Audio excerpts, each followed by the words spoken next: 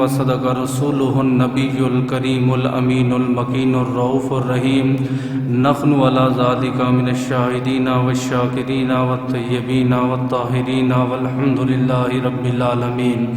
بندہ پروردگارم امت احمد نبی دوست دارم چار یارم تابع اولاد علی مذہب حنفیہ دارم ملت حضرت خلیل خاک پائے غوث اعظم زیر سائے ہر ولی۔ ان اللہ و ملائکتہ یصلون علی النبی یا ایہا الذین آمنوا صلوا علیہ وسلموا تسلیما۔ میرے ساتھ بآواز بلند درود و سلام کا نذرانہ پیش کریں۔ اللہم صلی علی سیدنا و مولانا محمد وعلی آل سیدنا و مولانا محمد وبارک وسلم وصلی علیہ۔ الصلاۃ والسلام علیک یا سیدی یا رسول اللہ وعلی آلک و صحابک یا سیدی یا حبیب اللہ۔ الصلاۃ والسلام علیک یا سیدی یا خاتم النبیین وعلی آلک و صحابک یا سیدی یا رحمت للعالمین۔ الصلاۃ والسلام علیک یا سیدی یا راحت العاشقین وعلی آلک و صحابک یا سیدی یا مراد المشتاقین۔ ربی اشرح لی صدری ویسر لی امری واحلل عقدۃ من لسانی یفقہوا قولی۔ تمام تعریفیں، تمام حمد و ثنا اس ذات کے لیے، وہ ذات جو خالق کائنات بھی ہے، مالک کائنات بھی ہے، رب العالمین بھی ہے، احسن الخالقین بھی ہے۔ ان اللہ علی کل شیء قدیر کی حمد و ثنا کے بعد حضور سرور کونین نبی الحرمین صاحب مشرقین والمغربین حضور نور مجسم شفیع معظم تاجدار مدینہ راحت و قلب و سینہ صاحب معطر پسینہ باعث نزول سکینہ قائد المرسلین و خاتم النبیین احمد مجتبیٰ جناب محمد مصطفیٰ کے دربار و ہر بار دربار میں ہدیتاً تحفتاً عقیدتاً محبتاً نذرانہ درود شریف پڑھنے کے بعد دعا گو ہوں کہ میرا پڑھنا اور آپ کا سننا اللہ پاک اپنے دربار علم ازل میں قبول و منظور فرمائے۔ اللہ پاک امام الانبیاء کے وسیلہ جلیلہ سے ہم تمام مسلمانوں کو اپنے گھر بیت اللہ و گنبد خضرا کا دیدار نصیب فرمائے۔ اللہ پاک اپنی عظیم الشان کتاب قرآن پاک فرقان حمید برہان رشید میں اپنا رؤوف الرحیم ہونے کا ذکر فرما رہا ہے۔ وہ خدا جو علیم خبیر بھی ہے، وہ خدا جو ما تخفی الصدور بھی ہے، وہ خدا جو علیم بالذات بھی ہے، وہ خدا جو احسن الخالقین بھی ہے، وہ خدا جو ہر چیز پر قادر بھی ہے، وہ خدا جو ہر چیز کو پیدا کرنے والا، ہر چیز کو بنانے والا، ہر چیز کو رزق پہنچانے والا ہے۔ قرآن اس خدا کی شان یوں بیان کرتا ہے، قل هو اللہ احد، اے حبیب آپ فرما دیجئے وہ ایک ہے، اللہ الصمد وہ بے نیاز ہے، لم یلد ولم یولد نہ اس کی کوئی اولاد ہے نہ وہ کسی کی اولاد ہے، لم یکن لہ کفوا احد وہ ہمسر ہے، وہ یکتا ہے، اس کا کوئی ثانی نہیں، اس کی ذات میں بھی کوئی شریک نہیں، اس کی صفات میں بھی کوئی شریک نہیں۔ اللہ حسن والا بھی ہے، جمال والا بھی ہے، اور جمال کے ساتھ اللہ پاک جلال والا بھی ہے۔ لیکن خدا کے بعض بندے اس کائنات میں ایسے ہیں، یا آپ یوں سمجھ لیں کہ خدا کی زمین پہ بعض ایسے خوش نصیب ہیں، وہ ایسے عملیات کرتے ہیں، وہ ایسے عمل کرتے ہیں، اللہ تبارک و تعالیٰ ان کے اعمال کو دیکھ کر اپنی شان کے مطابق مسکراتا ہے۔ آج ہم ان لوگوں کا ذکر کریں گے، وہ کون سے لوگ ہیں، ان کے کون سے اعمال ہیں کہ عرشوں کا رب ہو کر، فرشوں کا رب ہو کر، زمین و آسماں کا خالق و مالک ہو کر وہ کون سے بندے ہیں جن کو دیکھ کر مسکراتا ہے، وہ کون سے اعمال ہیں جس کی وجہ سے اللہ تبسم فرماتا ہے۔ اس سے پہلے دعا گو ہو کہ اللہ پاک مجھے حق اور سچ بیان کرنے کی، آپ کو سننے کی، سنا کر اس پر عمل کرنے کی توفیق عطا فرمائے، اور جب ہمارا وصال ہو قیامت کے دن ہم اس حال میں ملیں کہ خدا ہمیں دیکھ کے مسکرا رہا ہو، ہم خدا کو دیکھ کے مسکرا رہے ہیں۔ سب سے پہلے آپ نے مسکرانے کو سمجھنا ہے، کیونکہ یہ باریک موضوع ہے، اس سے کفر اور اسلام کا بھی خطرہ ہے جس بندے کو سمجھ نہ آیا۔ ہنسنے کا عمل کوئی اتنا پسندیدہ، کوئی اتنا اچھا عمل نہیں ہے۔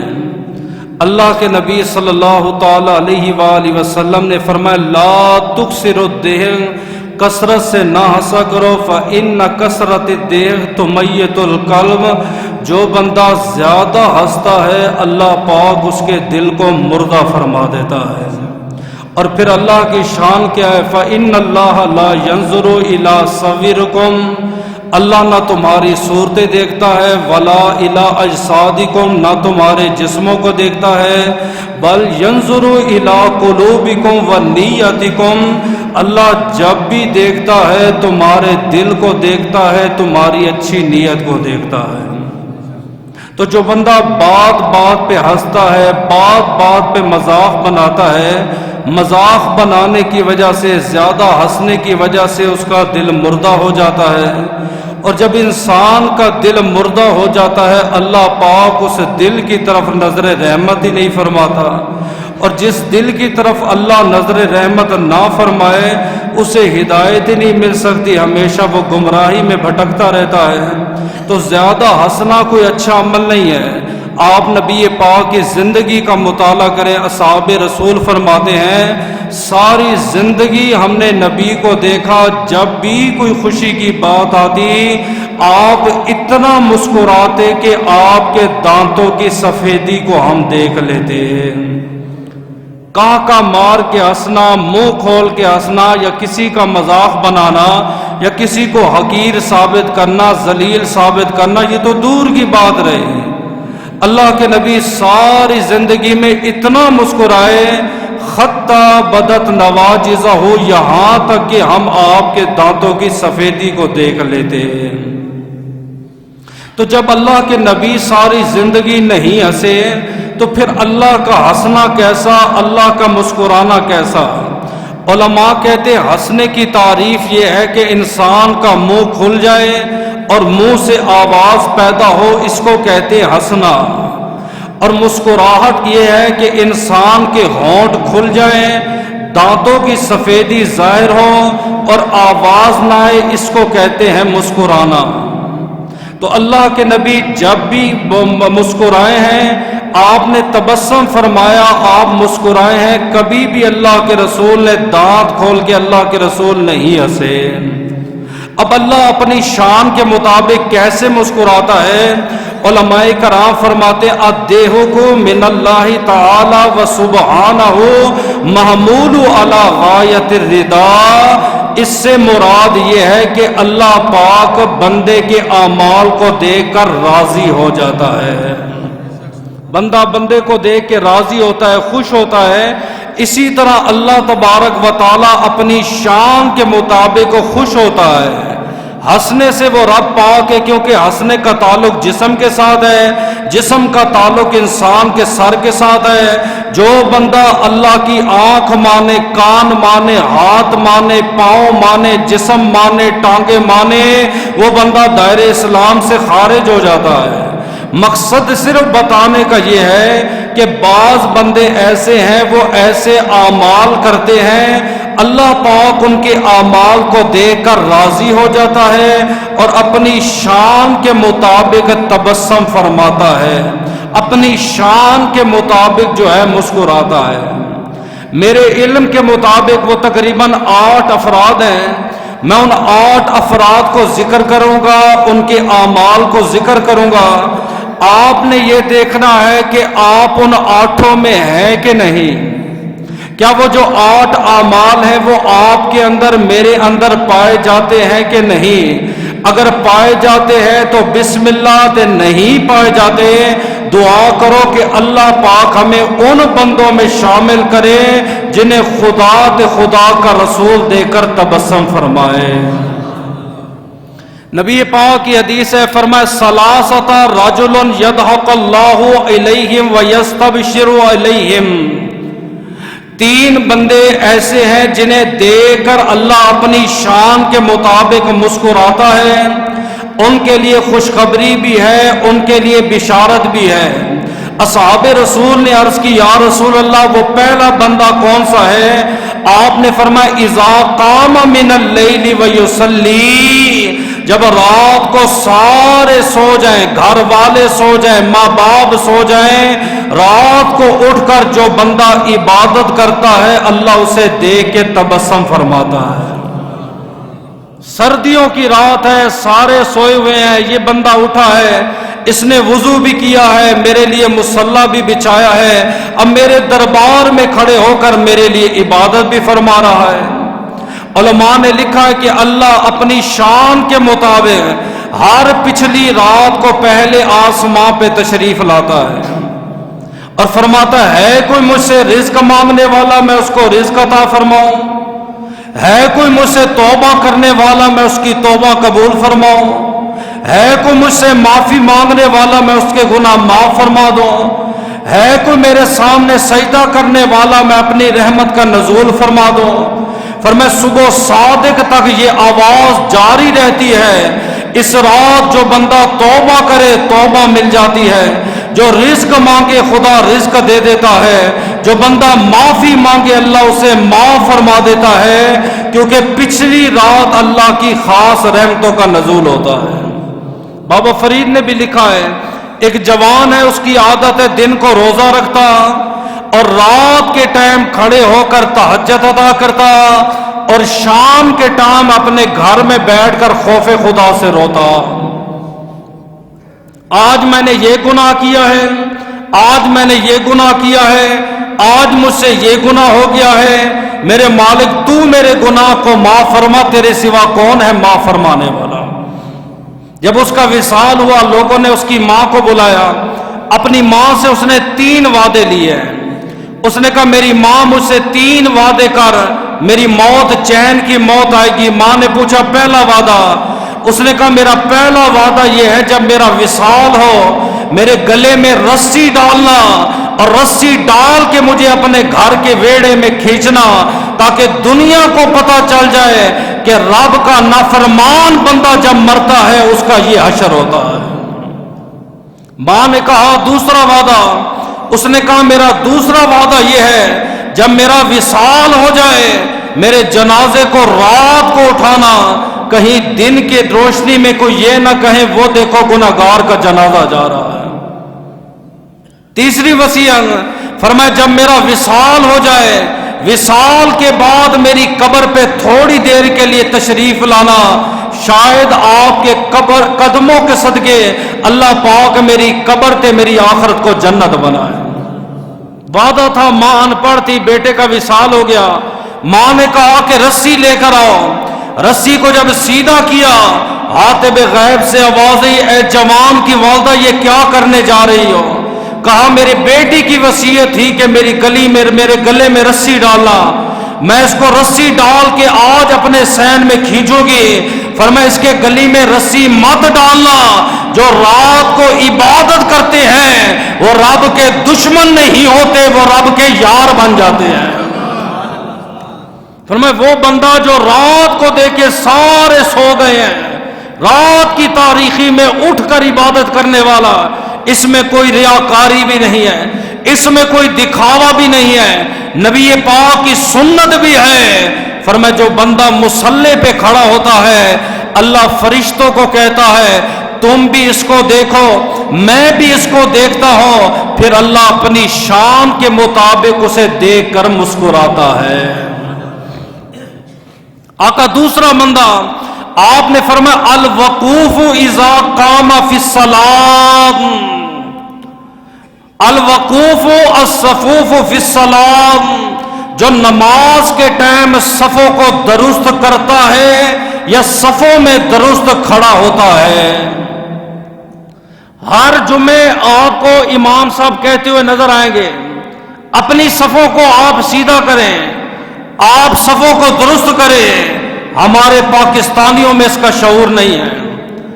آپ امریکہ کے کتے دیکھ لیں، چاہے 4 دن کے بھوکے ہوں، کھانا ان کے سامنے رکھا جاتا ہے، اس وقت تک وہ کھانے کو منہ نہیں لگائیں گے جب تک مالک اشارہ نہ کرے۔ اور اگر اشارہ کر بھی دیا جائے لائن سے پہلے ایک آئے گا، پھر دوسرا آئے گا، پھر تیسرا آئے گا، لیکن ہم نماز کے لیے کھڑے ہوتے ہماری کوئی لائن نہیں ہے۔ بچہ ہے تو پہلی صف میں ہے، نابالغ ہے پہلی صف میں ہے، بالغ پیچھے کھڑا ہوا ہے۔ اور اگر 80 سال کا ایک بابا آ بھی گیا ہے مسجد میں، اس کی کوشش ہوتی ہے وہ بچے کو پیچھے کرتا ہے، اس کی جگہ پہ کھڑا ہو جاتا ہے۔ اسلام میں کسی کی جگہ پہ اپنی حکومت کرنا، اپنا قبضہ جمانا یہ حرام ہے، ایسی نماز قبول ہی نہیں ہے۔ آپ وقت پہ آئیں۔ اب نبی کی ترتیب کیا تھی؟ آپ فرماتے میرے پیچھے وہ کھڑے ہوں جو سب سے زیادہ علم والے تھے، سب سے زیادہ سمجھدار ہیں۔ میرے نبی مصلی پہ ہوتے، آپ کے پیچھے ابو بکر، عمر، عثمان، عبداللہ ابن مسعود، مولا علی شیر خدا، سلمان فارسی جیسے یہ پہلی صف میں کھڑے ہو کے نماز پڑھتے تھے، ان کی ڈیوٹی تھی باقاعدہ۔ پھر آپ نے فرمایا اس کے بعد وہ کھڑے ہو جو علم میں ان سے کم ہے، عقل میں ان سے کم ہے۔ یہ پوری ایک ترتیب دی، اور اس ترتیب کا ذکر حدیث میں موجود ہے۔ آپ سمجھتے ہیں نا جس کی مرضی ہے جہاں چاہے بیٹھ جائے، ایسا نہیں ہے۔ فرمایا پہلی صف میں جو نماز پڑھتا ہے جمعے کی نماز ہے، ایک امام ہے، ایک ہی خطبہ ہے، ایک ہی مسجد ہے، لیکن پہلی صف میں جو پڑھے گا اللہ اسے اونٹ صدقہ کرنے کا ثواب عطا فرماتا ہے۔ 10,000 روپے کا کوئی بکرا دے کے اس دور میں مدرسے میں راضی نہیں ہے۔ تو جو 5 نمازیں پہلی صف کے اندر پڑھے، آپ اندازہ لگاؤ اس کا مقام مرتبہ کتنا ہے۔ میں کتنے جوان ان کو دیکھ رہا ہوں، وقت پہ آتے ہیں، پہنچتے بھی وقت پہ ہیں، کوشش یہ ہوتی ہے آخر میں پڑھیں، پہلے ہم مسجد سے چلے جائیں۔ قیامت کی نشانیوں میں سے نشانی یہ ہے کہ دین کی بات لوگوں کو ایسے دشوار لگے گی جیسے آپ نے ہاتھ میں جلتا ہوا انگارہ رکھ دیا ہے۔ آقا جو دوسری صف میں پڑھے، فرمایا اللہ اسے گائے صدقہ کرنے کا ثواب عطا فرماتا ہے۔ آقا جو تیسری صف میں پڑھے، فرمایا اللہ اسے بکری صدقہ کرنے کا ثواب عطا فرماتا ہے۔ آقا جو چوتھی صف میں پڑھے، فرمایا اللہ اسے مرغا صدقہ کرنے کا ثواب عطا فرماتا ہے۔ آقا جو 5ویں صف میں پڑھے، فرمایا انڈا صدقہ کرنے کا ثواب مل جاتا ہے۔ آقا جو 6ٹھی صف میں پڑھے، آپ نے فرمایا خدا کے فرشتے اپنی تحریر بند کر دیتے ہیں اور باادب ہو کے خطیب کا خطبہ سنتے ہیں، نام کسی کا نہیں لکھتے۔ یہ بے شک خطبے کے ٹائم ان کا کوئی فرق ہی نہیں پڑتا۔ ایک ذات ہے خدا کی جو میرے نبی پہ درود پڑھتی ہے، اور اس دنیا میں ایک دوسرا بندہ بھی ہے جس پہ اللہ کے فرشتے درود پڑھتے ہیں۔ کون؟ فرمایا ان اللہ و ملائکتہ یصلون علی صفوف الاول، اور جو پہلی صف میں نماز پڑھتا ہے رب بھی اس پہ درود پڑھتا ہے، رب کے فرشتے بھی اس کے اوپر درود پڑھتے ہیں۔ تو فرمایا جو پہلی صف میں کھڑے ہو کر نماز پڑھتا ہے، صفوں کو درست کرتا ہے، کندھوں سے کندھا ملاتا ہے، اللہ اسے دیکھ کے فرشتوں کے سامنے مسکراتا ہے، دیکھو میرا بندہ کیسے میرے لیے کھڑا ہوا ہے۔ آقا تیسرا آپ نے فرمایا الوقوف اذا قام من العدو، جو دشمن کے سامنے اپنی صف کو سیدھا کرتا ہے۔ یہ جتنی بھی پریڈ ہوتی ہے فوجیوں کی یا جنگوں کی جو ہے نا وہ مشقیں کی جاتی ہے، ٹریننگ کی جاتی ہے، بعض لوگ دیکھ کے اس کو ہنس رہے ہوتے ہیں۔ یہ اتنا ضروری کھیل ہے اسلام میں۔ حضرت عائشہ کہتی حبشی تیر اندازی کر رہے تھے، میں نے اللہ کے رسول سے ڈیمانڈ کی میں جانا چاہتی ہوں، اللہ کے نبی مجھے اپنے ساتھ لے گئے، میں نے اپنا سر حضور کے کندھوں پہ رکھا اور میں ان فوجیوں کی وہ جو پریکٹس کر رہے تھے میں سارا دن وہ دیکھتی رہی۔ دشمن کے مقابلے میں صفوں کو درست کرنا۔ میرے اور آپ کے نبی پر جب یہ سورت نازل ہوئی نا اذا جاء نصر اللہ والفتح، اس سے مراد اللہ کے نبی کا وصال تھا۔ میرے اور آپ کے نبی نے حضرت بلال کو حکم دیا، بلال جا کے آذان دو تاکہ لوگ نماز کے لیے جمع ہو، اور انہیں کہنا نماز کے بعد میرا خطبہ ہوگا، میرا خطبہ سن کے جانا۔ حضرت بلال نے آذان دی، میرے اور آپ کے نبی نے جو آخری خطبہ دیا ان آخری خطبوں میں سے یہ خطبہ تھا. آپ نے فرمایا میرے وصال کا وقت قریب آ گیا ہے. اگر کسی کے ساتھ زیادتی کی ہو, اگر کسی کے ساتھ میں نے کوئی برا کیا ہو, آج کا دن ہے, آج وہ مجھ سے بدلہ لے لے. قیامت کا دن بڑا سخت ہوگا. آپ نے تو اتنا فرمایا درم دینار دے کے بندوں کو راضی کر لو, قیامت کے دن پیسہ نہیں چلے گا, درم دینار نہیں چلیں گے. امام اعظم ابو حنیفہ رات کی تاریکی میں اپنی داڑھی کو پکڑ کے کھینچتے تھے, اے اللہ جتنی سزا دینی ہے آج تیرا بندہ تیرے دربار میں حاضر ہے, کل قیامت کے دن امت محمدیہ کے سامنے شرمندہ نہ کرنا. آج سزا دے دے. دنیا کی سزا ہلکی ہے. نبی پاک نے جب خطاب کیا 1400 صحابہ کرام میں ہر ایک کی گردن جھک گئی ہے, ہزاروں کی تعداد میں مجمع بیٹھا ہے. کس کی مجال نبی سے بدلہ لے؟ آج تک میرے نبی نے کسی کا کیا بگاڑا ہے؟ تیسری مرتبہ اعلان ہوا, ایک ضعیف العمر صحابی ہے, نام حضرت عکاشہ ہے, اس نے ہاتھ کھڑا کیا, آقا میں بدلہ لینا چاہتا ہوں. آپ نے اسے اپنے قریب کیا, سارے صحابہ اسے دیکھنے لگے. آپ نے فرمایا کس چیز کا بدلہ لینا چاہتا ہے؟ عرض کی آقا آج سے کچھ سال پہلے آپ جنگ میں گئے, میں آپ کے ساتھ شریک ہوا, آپ صفوں کو سیدھا کر رہے تھے, میرا سینہ باہر نکلا ہوا تھا, آپ نے چھڑی ماری, وہ چھڑی میرے سینے پہ آ کے لگی, میں اس کا بدلہ لینا چاہتا ہوں. یہ صفوں والا مسئلہ اگر آسان ہوتا نبی چھڑیاں مارتے. امام بیچارے کی جرت کیا, وہ تو اتنا کہہ دیتا صفوں کو سیدھا کرو. پھر بھی مقتدی کو شعور نہیں ہے, سمجھ نہیں ہے, بڑا کہاں کھڑا ہو رہا ہے, چھوٹا کہاں کھڑا ہو رہا ہے. ہر جمعے یہ آواز دی جاتی ہے, اور پیچھے والوں آگے آ جاؤ, پیچھے والوں چھٹی شب میں آ جاؤ, پیچھے والوں پانچویں میں آ جاؤ, تمہارا نام لکھا جائے. ان کی کوشش ہوتی ہے 7ویں میں 8ویں میں نماز پڑھیں, اس صف کا شمار ہی نہیں ہوتا. فرشتے لکھتے ہی نہیں ہیں, آیا خالی ہاتھ یہاں سے چلا گیا. کیا فائدہ اس کا غسل کرنے کا, کپڑے پہننے کا, خوشبو لگانے کا, جس کا جمعہ ہی نہیں ہوا. سمندر کے پاس بیٹھ کے پھر بھی پیاسا ہے.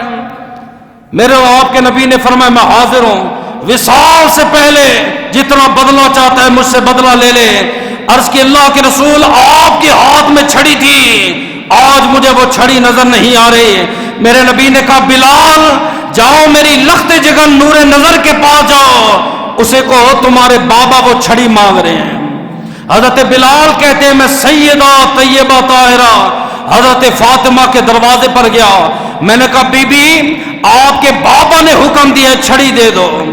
سیدہ پاک نے فرمایا بلال آج نہ عید کا دن ہے نہ آج مینا کا دن ہے, اس چھڑی کی کیوں ضرورت ہے؟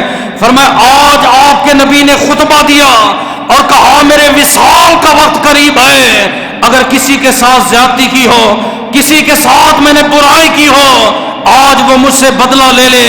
مسجد میں ایک صحابی کھڑا ہوا, اس نے کہا میں بدلہ لینا چاہتا ہوں. اتنی بات سننی تھی, سیدہ رو پڑی.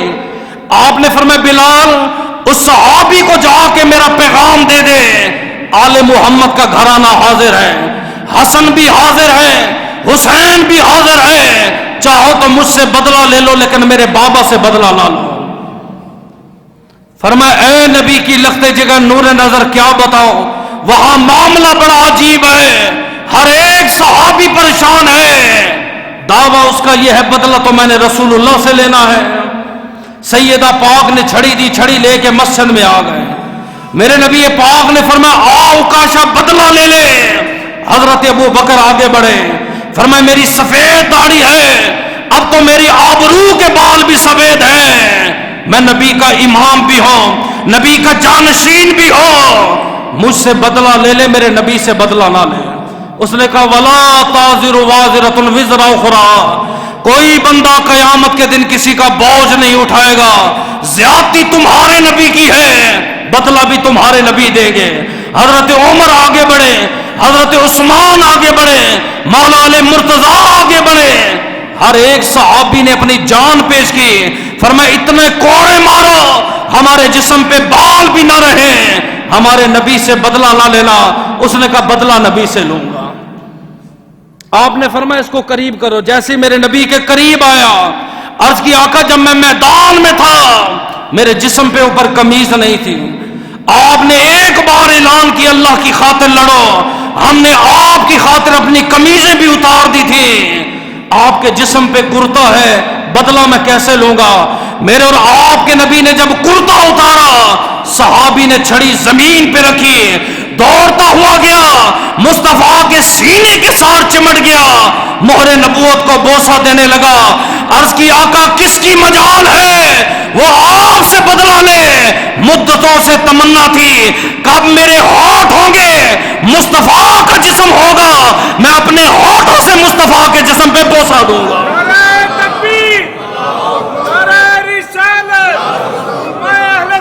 بتانے کا مقصد یہ تھا اس دور میں صفوں کی اتنی سختی کی جاتی تھی، تو فرمایا 3 بندے ایسے جن کو دیکھ کے رب مسکراتا ہے، رات کو اٹھ کے عبادت کرنے والا، دوسرا آپ نے فرمایا پہلی سب میں نماز پڑھنے والا، تیسرا آپ نے فرمایا دشمن کے مقابلے میں پہلی سب میں کھڑا ہونے والا۔ پھر آگے کیا حدیث ہے؟ اللہ کے نبی نے فرمایا یضحک رجلین، اللہ 2 آدمیوں کو دیکھ کر مسکراتا ہے۔ اصحاب رسول نے عرض کیا کہ وہ 2 کون ہیں؟ آپ نے فرمایا القاتل والمقتول، قاتل کو بھی دیکھ کے خدا مسکراتا ہے تو مقتول کو بھی دیکھ کے مسکراتا ہے۔ اصحاب رسول نے عرض کیا کہ مقتول کو دیکھ کے کیوں مسکراتا ہے؟ آپ نے فرمایا مقتول جس نے میرا کلمہ پڑھا، اسلام کا پرچم اٹھایا، اسلام کی خاطر میدان میں اترا، اسلام کی خاطر اس نے اپنی جان قربان کر دی۔ اللہ فرشتوں کو دیکھ کے فرماتا ہے تم نے کہا تھا انسان نہ بنانا، انسان خون ریزیاں کریں گے، انسان قتل و قتال کریں گے، انسان فتنے فساد پھیلائیں گے، دیکھ میرے بندے نے اپنی بیوی کو بیوہ کر لیا میرے لیے، اپنے بچوں کو یتیم کر دیا ہے میرے لیے، اپنی جان قربان کر دی ہے میرے لیے، خدا اس کو دیکھ کے مسکراتا ہے۔ آقا مقتول تو ہمیں سمجھ آ گیا، یہ قاتل کو دیکھ کے رب کیوں مسکراتا ہے؟ آپ نے فرمایا قاتل جب مقتول کو مار دیتا ہے اللہ کو اس کے اوپر رحم آتا ہے، اللہ اسے اسلام کی دولت سے نوازتا ہے، اب یہ کلمہ پڑھتا ہے، کلمہ پڑھ کے اسلام میں داخل ہوتا ہے، تیسرا بندہ اٹھ کے اس قاتل کو مار دیتا ہے، قاتل بھی شہید ہو جاتا ہے، مقتول بھی شہید ہو جاتا ہے۔ جب قیامت کا دن ہوگا، نفسی نفسی کا عالم ہوگا، سورج انسان کے قریب ہوگا، قاتل بھی محشر میں ہوگا، مقتول بھی محشر میں ہوگا، مقتول کہے گا اللہ یہ میرا قاتل ہے، یہ بھی جنت میں ہے، میں بھی جنت میں ہوں، فرمایا یہ مسلمان ہو گیا تھا، اس نے کلمہ پڑھ دیا تھا، اب یہ بھی مقتول ہو گیا ہے، دونوں ایک دوسرے کو دیکھ کے مسکرائیں گے، اللہ ان دونوں کو دیکھ کر مسکراتا ہے، قاتل کو بھی دیکھ کے مسکراتا ہے، مقتول کو بھی دیکھ کے مسکراتا ہے، یہ نیت انسان کی صاف ہو۔ اگر چھٹا آدمی کون سا ہے جس کو دیکھ کے اللہ مسکراتا ہے؟ اللہ کے نبی نے یوں ارشاد فرمایا، میرے اور آپ کے نبی کے دربار میں ایک کافر ہے، اس نے کلمہ طیبہ پڑھا، یہ آج کے غریبوں کے لیے سبق والی بات ہے، بچے بچے کو ایک بات یاد ہوگی، کلمہ اس نے پڑھا، آپ نے فرمایا سر سے ننگا ہے کوئی اس کا سر ڈھانپنے والا؟ حضرت سلمان فارسی نے اپنا امامہ اتار دیا۔ آپ نے فرمایا پاؤں سے ننگا ہے کوئی اس کو جوتے پہنانے والا؟ مولا علی شیر خدا نے اپنے جوتے پیش کر دیے۔ آپ نے فرمایا جسم سے ننگا ہے کوئی اس کا جسم ڈھانپنے والا؟ ایک صحابی نے اپنی چادر صفوف کی اتار کے اس کو دے دی ہے۔ جب وہ جانے لگا اس نے عرض کیا آقا امامے کی ضرورت نہیں تھی، آپ نے دے دیا، آپ کا شکریہ، جوتوں کی ضرورت نہ تھی، آپ نے دے دیا، آپ کا شکریہ، چادر کی ضرورت نہ تھی، آپ نے دے دیا، آپ کا شکریہ، اگر 4 دن کا بھوکا ہوں کھانا مل جائے گا؟ میرے نبی نے پھر اعلان کیا، 1-2 بندے نہیں ہیں، 1400 صحابہ کرام کا اجتماع ہے۔ آپ نے فرمایا میں یضیف ھذا، کوئی ہے جو اس مہمان کی مہمان نوازی کرے؟ کیا کوئی ہے جو اس بھوکے کو کھانا کھلائے؟ 1400 صحابہ کرام کی گردنیں جھک گئی، روٹی نہیں ہے، مہمان کے لیے 2 روٹیاں نہیں ہیں، کیا نہیں ہے مسلمان تیرے پاس؟ صبح کا ناشتہ تجھے ملتا ہے، دوپہر کا کھانا تجھے ملتا ہے، رات کا کھانا تجھے ملتا ہے، پھر بھی اس مالک کے گلے شکوے ہیں، پھر بھی نہ شکری ہے۔ شکر ادا کر، دیکھ ان صحابہ کرام کو، بدر تو نے نہیں لڑی، عہد میں تو نہیں گیا، بیوی تیری بیوہ نہیں ہوئی، بچے تیرے یتیم نہیں ہوئے، پھر کس چیز کی غربت ہے، کس چیز کا رونا ہے؟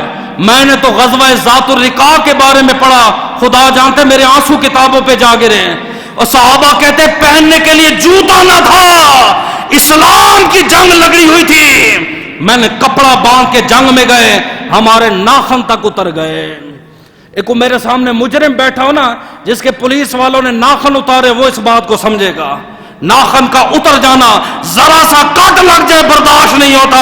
وہ کہتے ہم جنگوں میں گئے ہیں، پہننے کے لیے جوتے نہ تھے، واللہ بخدا ہمارے ناخن تک اتر گئے، اور پیشاب ایسے کرتے تھے جیسے بکریوں کی مینگنیاں ہوتی ہے، بکریوں کی، کھائیں گے تو کریں گے، اور کام کتنے بڑے کیے ہیں۔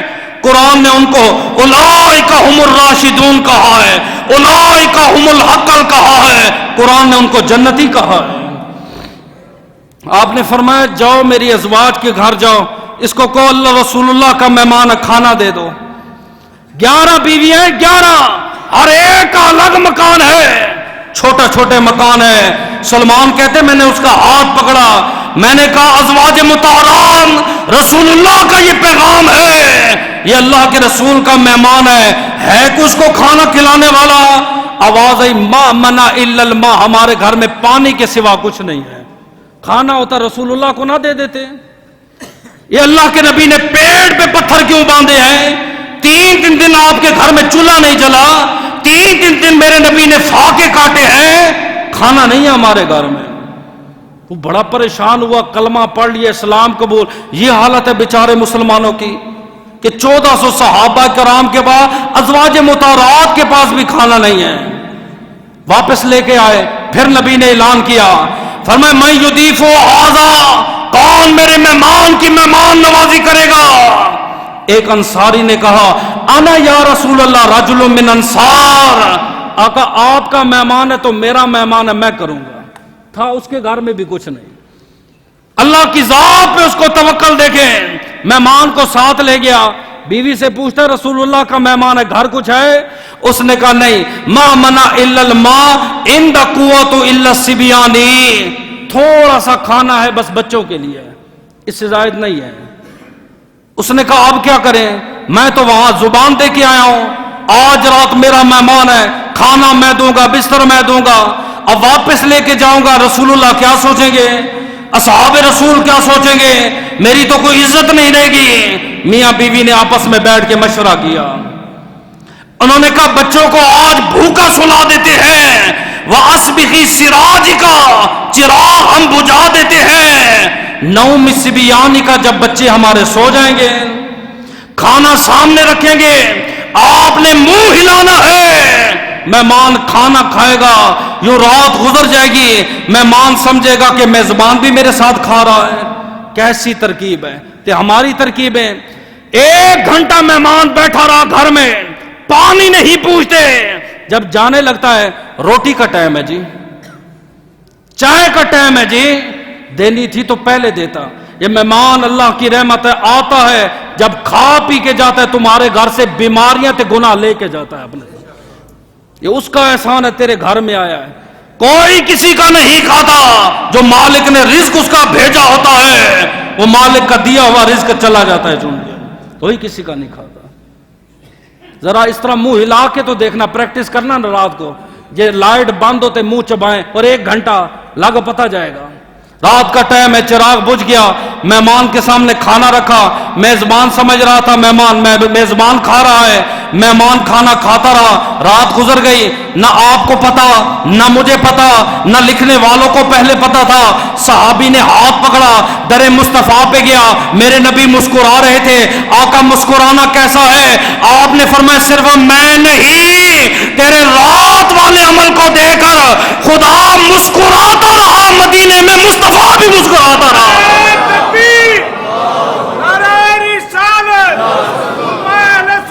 وہ مستری کون مدینہ کی دیوار. کہتے دیوار کے پیچھے کا نبی کو علم نہیں ہے. اور مہمان کو نہیں پتا چلا مہمان کھانا کھا بھی رہا ہے کہ نہیں کھا رہا. میرے نبی نے رات کی تاریکی میں بتا دیا. فرمایا تیرا جو عمل تھا وہ بھی مسکراتا رہا, میں مدینے میں بیٹھ کے مسکراتا رہا. تیرے میرے اعمال ان کی نگاہوں سے نہیں چھپ سکتے. اپنے عقیدے کی آج اصلاح کر لے. یہ حدیث تو بچپن میں سنتا آیا, رکھو نا مولویوں کے سامنے, ان کو نبی کو کیسے پتا چلا. تو چھٹا آدمی وہ ہے جو مہمان کی اچھی مہمان نوازی کرتا ہے.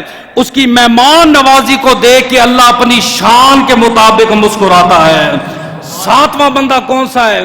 ساتواں بندہ وہ ہے جس کو نبی نے دعا دی ہے.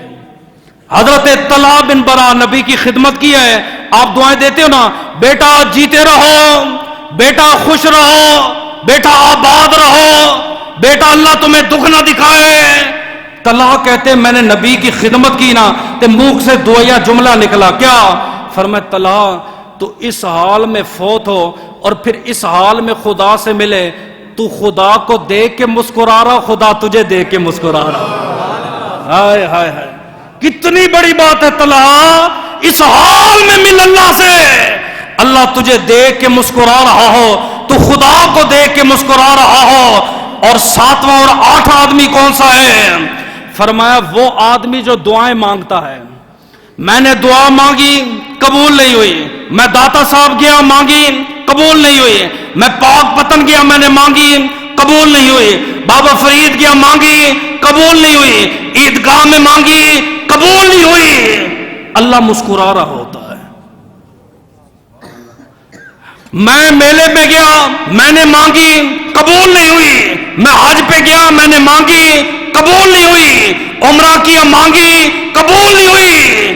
اللہ مسکرا رہا ہوتا ہے. فرشتوں نے پوچھا کیوں؟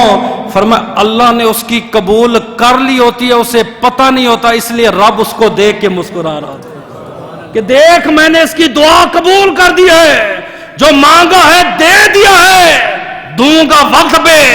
بندوں سے میرے گلے کرتا ہے کہ رب نے قبول نہیں کی, رب نے میری سنی نہیں ہے. فرمایا سن بھی لی ہے, قبول بھی کر لیا ہے, نہ امید نہ ہو. اس کی مایوسی کو دیکھ کے اللہ اپنی شان کے مطابق مسکراتا ہے. آٹھواں تے نوواں کون سا ہے؟ مولا علی شیر خدا جا رہے ہیں, سواری پہ سوار ہیں, آپ کے ساتھ آپ کا غلام بھی ہے. کہتے سواری تھوڑی سی آگے چلی نا تو مولا علی شیر خدا نے کیا کیا؟ وَرَفَعَ رَأْسَهُ إِلَى السَّمَاءِ, آپ نے اپنا سر آسمان کی طرف دیکھا. ثُمَّ الْتَفَتْ إِلَيْهِمَا, پھر آپ نے دائیں دیکھا, پھر آپ نے بائیں دیکھا. خطہ داہی کا یہاں تک کہ مسکرا پڑے. غلام کہتا ہے مجھے عجیب لگا, قافلے والوں کو بھی عجیب لگا. ہم نے بھی آسمان میں دیکھا, ہم نے زمین میں دیکھا, کوئی نہیں ہے. مشرق میں دیکھا کوئی نہیں ہے, مغرب میں دیکھا کوئی نہیں ہے, آگے دیکھا کوئی نہیں ہے, پیچھے دیکھا کوئی نہیں ہے. مولا علی کو دیکھا مسکرا رہے ہیں. پھر تھوڑی سی سواری آگے چلی, ہم نے سوچا اتفاق ہوگا. کہتے ثم رفع راسه الى السماء, آسمان کی طرف دیکھا. ثم التفت الیہما, دونوں طرف آپ نے دیکھا. خطہ داہی کا پھر مسکرا پڑے. ہم نے کہا مولا علی شیر خدا کوئی ہنسنے والی بات ہی نہیں ہوئی, محفل ہی ایسی نہیں ہے, کوئی چاروں سمت میں ہمیں نظر بھی نہیں آیا. آسمان بھی خالی ہے, زمین بھی خالی ہے, آپ کیوں مسکرا رہے ہیں؟ فرمایا میں اس لیے مسکرایا, اسی جگہ پہ میرے رسول اللہ مسکرائے تھے, میں اسی طرح نبی کے ساتھ تھا. بلکہ میں تھوڑی سی وضاحت کر دوں. ایک صحابی حج پہ جا رہا ہے, راستے میں درخت آیا, اس نے اپنی ایڑیاں اوپر کی, اپنا سر پتوں کے ساتھ لگایا, پھر نیچے ہویا, پھر چل پڑا. کسی نے کہا ایسا کیوں کیا؟ فرمایا وہ نبی جا رہے تھے, نبی کا سر نہ اس درخت کے ساتھ لگا تھا. اس نے کہا اتفاق ہوگا. فرمایا تھا اتفاق, میرے لیے سنت بن گئی ہے. سمجھے, میرے لیے کیا بن گئی ہے؟ سنت بن گئی. اے مولا علی شیر خدا آپ کیوں مسکرا رہے ہیں؟ فرمایا نبی مسکرائے. میں نے پوچھا آقا کیوں مسکرا رہے ہیں؟ فرمایا کہ میں اس لیے مسکرا رہا ہوں, اس ٹائم میرا رب مسکرا رہا ہے.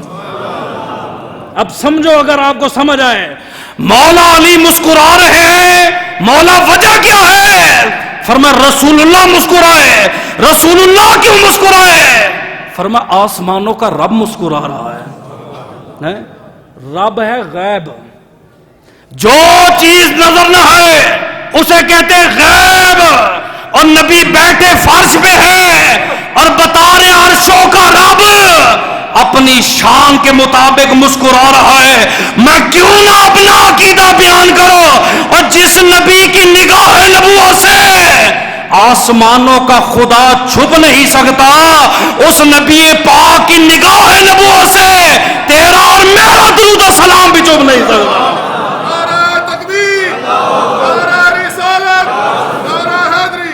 فرمایا جب بندہ یہ دعا کرتا ہے نا، اللہم اغفر لی ذنوبی، اے اللہ میرے گناہ معاف فرما، لا یغفر الذنوب، تیرے سوا کوئی بھی گناہ معاف فرمانے والا نہیں، اللہ اس پہ مسکراتا ہے. بڑی زبردست دعا ہے. اے اللہ میرے گناہ معاف فرما، تیرے سوا کوئی معاف فرمانے والا نہیں، خدا ہنستا کیوں ہے؟ فرمایا اللہ اس لیے مسکراتا ہے، فرشتوں کو کہتا ہے ادھر آؤ. فرشتے آتے ہیں، لی آجا بالرجل، کتنا عجیب آدمی ہے، یعلمو جانتا ہے، گناہ بھی کرتا ہے، پھر یہ بھی جانتا ہے میرے سوا کوئی معاف کرنے والا نہیں. اور جب بندہ کہتا ہے نا تیرے سوا کوئی معاف کرنے والا نہیں، فرمایا میں صرف مسکراتا نہیں ہوں، اپنی مسکراہٹ کے ساتھ اس کے زندگی کے گناہ معاف فرما دیتا ہوں. دعا ہے کہ اللہ عمل کی توفیق